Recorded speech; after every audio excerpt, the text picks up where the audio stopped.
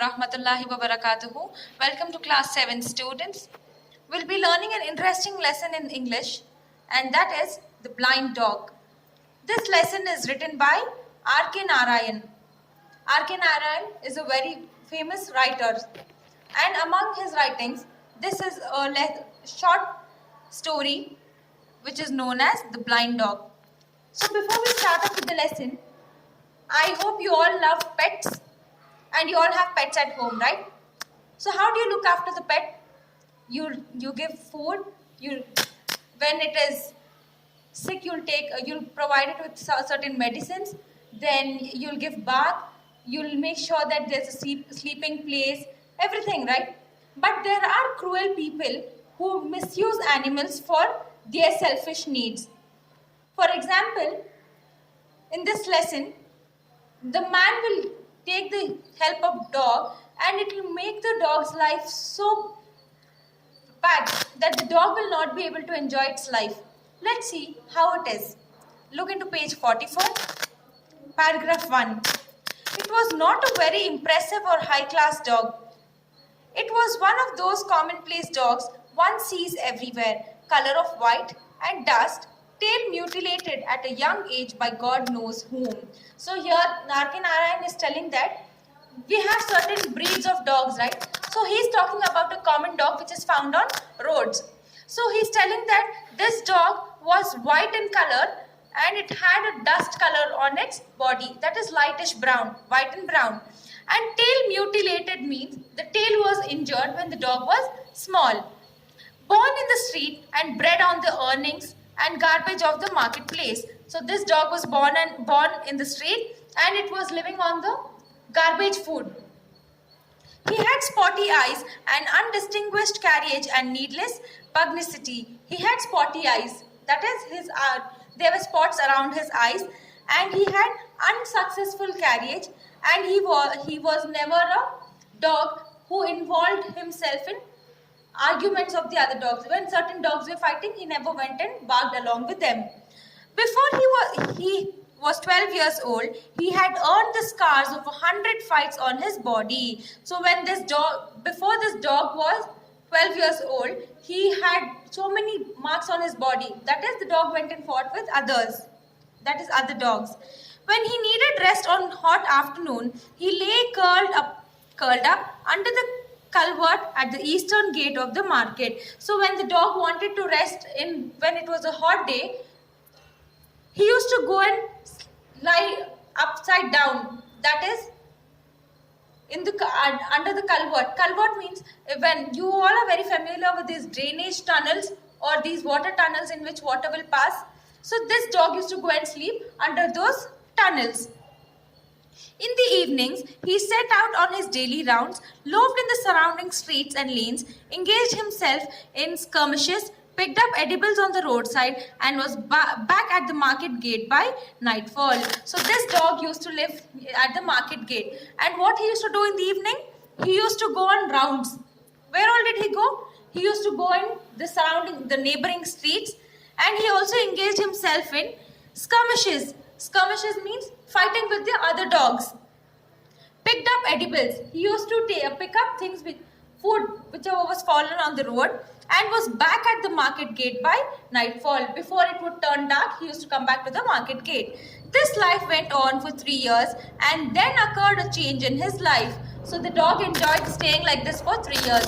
And after 3 years, there was a change. Let's see what it is. A beggar, blind of both eyes, appeared at the marketplace, and old women led him up there early in the morning, seated him at the gate, and came up again at midday with some food, gathered his coins, and took him home at night. So here, after 3 years, there was a blind man who came to that particular market. So the blind man was looked after by an old lady. What she used to do was, every day in morning, she used to bring that blind man and make him sit near the market gate. And as soon as it was evening, the blind man used to beg. He was a beggar.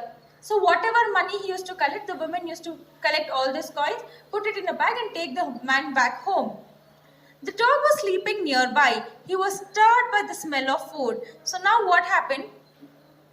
The old women used to bring and food for this blind man every day, right? So one day when this blind man was given food by the woman, the dog was sleeping, and dogs smell food very quickly. The sensing organ in dog is too quick. So what happened when this man was eating food, the dog started getting the smell of food. He got up, came out of his shelter and stood before the blind man. So what the dog did, he followed the smell of the food and went near the blind man, wagging his tail and gazing expectantly at the bowl as he was eating his sparse meal. So what this dog did, he went near the blind man and he started staring at the food. The blind man swept his arms about and asked, "Who is there?" So as the blind people cannot see what they do, they move their hands around. So even he did the same thing and he asked, "Who is there?" The blind man doesn't notice the dog. At which the dog went up and licked his hand. So when the man asked who is there, the dog will go close by to the blind man and he'll lick his hand. The blind man stroked its coat gently from tail to ear and said, "What a beauty you are, come with me." He threw a handful of food which the dog ate gratefully. So what the blind man did? He dusts his coat and he'll tell, "What a beauty you are." He'll tell the dog, and what he does, whatever food he'll be eating, he'll throw little food at the dog and the dog will also eat. It was perhaps an auspicious moment for starting a friendship. So now it was a good moment for the blind man and the dog to become good friends. They met every day there, and the dog cut off much of its rambling to sit up beside the blind man and watch him. So watching him receiving alms morning to evening.